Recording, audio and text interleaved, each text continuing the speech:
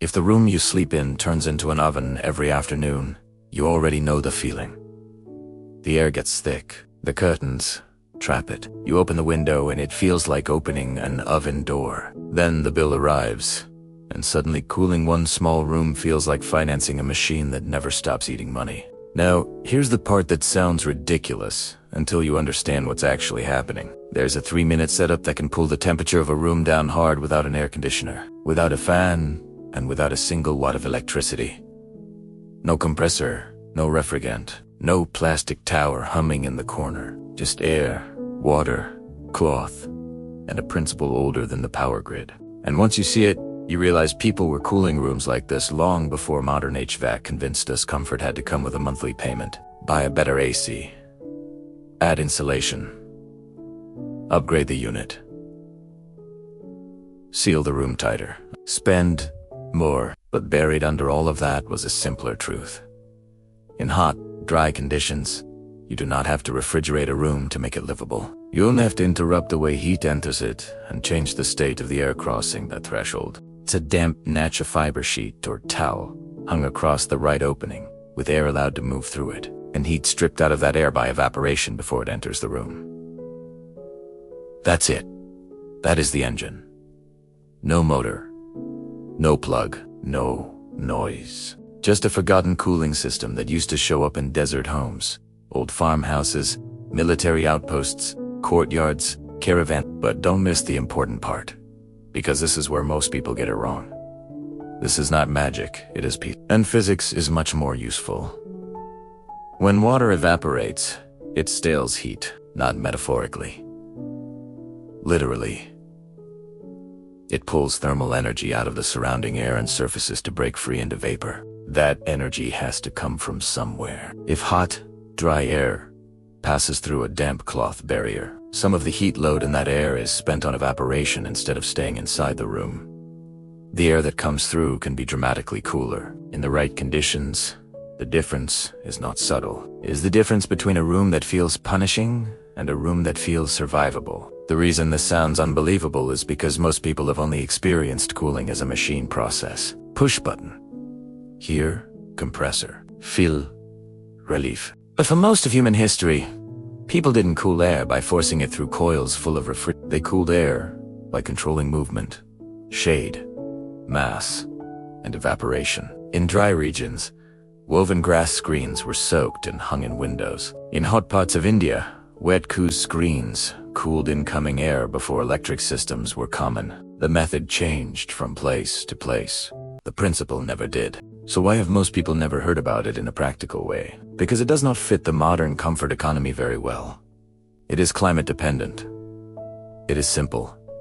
It is hard to brand, and it works best when people understand their house, their airflow, and their local humidity instead of outsourcing all of that to a sealed machine. Simpler systems tend to disappear when convenience becomes a product category. Now, before I show you the setup, there's one thing you need to know. If your air is already heavy with moisture, evaporation slows down. That means the setup is strongest in hot, dry conditions. Desert heat, inland heat, heat waves with low humidity. If you live somewhere swampy, tropical, or sticky enough that your shirt clings to your back before noon, this will help less. But if your heat is dry and sharp, if the air feels like it's pulling moisture out of your skin the second you step outside, this is exactly where the method comes alive. Take a cotton sheet, linen, cloth, thin towel, or any breathable natural fiber fabric you already have. Avoid heavy synthetics. They don't breathe the same way and they don't hold water as evenly. Wet the fabric thoroughly, then wring it out so it is fully damp but not pouring water onto the floor. Next, hang that cloth over the part of the window where incoming air will actually pass through it. Not across a dead corner. Not bunched up. Spread out. Flat. Breathable. If the sun is directly blasting that window, shade it first. This matters more than people think. If direct sunlight is hitting the wet fabric, you're fighting two battles at once. You want airflow through moisture, not solar heat, cooking the setup from the outside. This is the part almost everyone misses. That pressure difference is what turns a wet cloth into a passive cooling system instead of just a damp curtain. And if you want the biggest drop, do one more thing.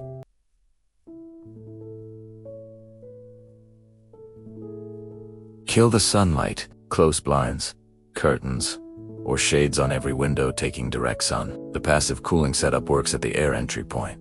But if your room is still collecting solar radiation through glass, you are pouring heat back into the space faster than you remove it. People try half the method, skip the solar block, then say, it didn't work. The hot outside air reaches the damp cloth. The air entering the room is cooler than the air outside. At the same time, the cross vent opening lets the hotter indoor air escape. If the room is shaded and the air is dry, you can feel the shift quickly.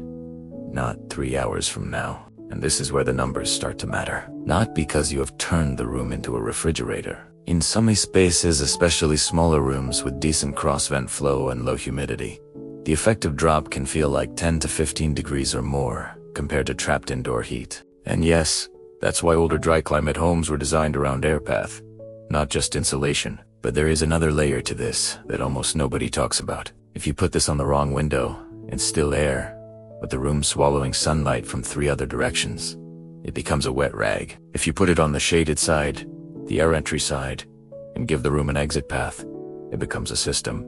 Hidden practical knowledge usually looks unimpressive until the pieces lock together. Let me make this even more useful. You can increase the effect near the intake zone by placing water-filled clay near the incoming airflow. Old cooling cultures used porous materials for a reason. Water slowly migrates outward and evaporates across a much larger surface area than a puddle in a bowl. And there's one more improvement that takes this from clever to serious. Use it at the right time of day. This system is strongest when the outside air is still hot but dry, and especially when your room has been trapping heat all afternoon. It also works beautifully during the evening drop. When outside temperatures begin easing but the inside of the house is still radiating stored heat, you are breaking the heat cycle of the space. Now for the warning, because this is where honest information matters more than dramatic claims. Use clean cloth. Refresh it.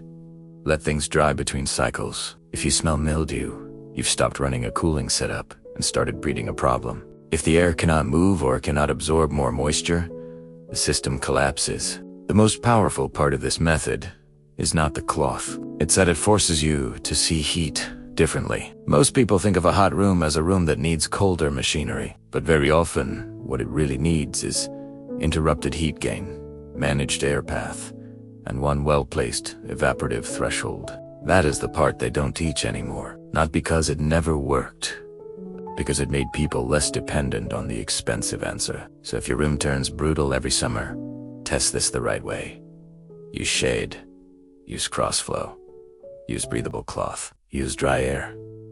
Give it one evening. Feel the difference for yourself. Because the moment a room cools down with nothing plugged into the wall, you stop looking at comfort the same way. And if you've ever used an old cooling trick that worked better than it had any right to, tell me in the comments.